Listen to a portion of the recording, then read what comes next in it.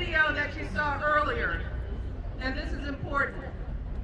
Right now, 62 million girls are not in school. And what's important to know is that these are our girls. They deserve the same chances to get an education as my daughters and your daughters and all of our children. What about the men? No thanks. And make no mistake about it, giving them that chance is at the core of our work to end global poverty. It's the only way to ensure that these girls can fulfill their potential, provide for their families, and contribute fully to their countries.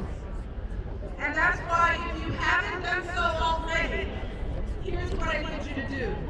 I need all of you to join our 62 Million Girls campaign right now. Right now. So here's what I want you all to do. I want you to tweet or Instagram a photo of yourself using the hashtag 62 Million Girls. And I want you to answer this one question. What did I learn in school? And then, here's what I want you to do. I want you to get everyone that you know to do the same thing too. All right, can we all do that? We're gonna do it right now? All right, I'm glad to hear that. Thank you guys so much. And now I have the pleasure of introducing someone who is an inspiration to me and to people around the world. Our next speaker is an icon, a global celebrity who has this huge spotlight that follows him everywhere he goes. But he doesn't use that spotlight for his own glory or just to further his own fame. No, he takes that bright light and he shines it on the most urgent moral issues of our time. Issues that a lot of folks don't know about, like how poverty is sexist, for example, how it hits women and girls the hardest. This man is a dear friend to me and my family. He's a role model for me and the president and our work on girls' education and so many other global issues. And I am so proud to introduce him tonight. Ladies and gentlemen, join me in welcoming the one and only Bono.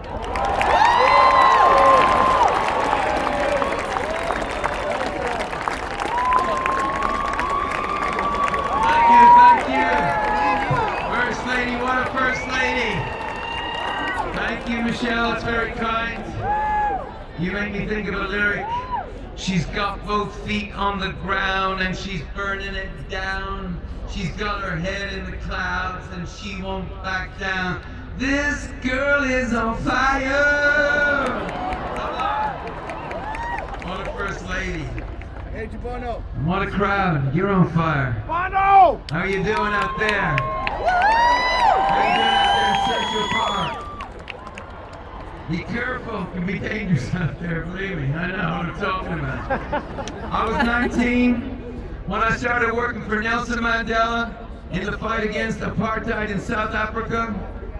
It looked impossible, but Mandela used to say, it is always impossible until it is done. 10 years ago, AIDS drugs were just for the rich. Trying to get them to the poor, they said it was impossible. It was just, I think, 100,000 people on those drugs in the developing world. But I'm proud to tell you, 15 million people you will not likely meet, you are paying for their AIDS drugs. People said it was impossible. It is impossible until it is done. That's right. Around here, governments have to do what you tell them if there's enough of you. It is always impossible until it is done. All right, so to these global goals, to end poverty, inequality, and fix climate change. Impossible, right? Wrong. It is always impossible until it is done. Say it. It is always impossible until it is done. Say it. Always impossible Until it is done. That's right. That's right. Thank you. Men and women working together as one, particularly the women. Because, as the First Lady's just reminded you, poverty is sexist. And none of these goals are possible without goal number 5, the rights of women and children and girls to go to school, to own a farm, to own a home, to walk the streets safe from harm,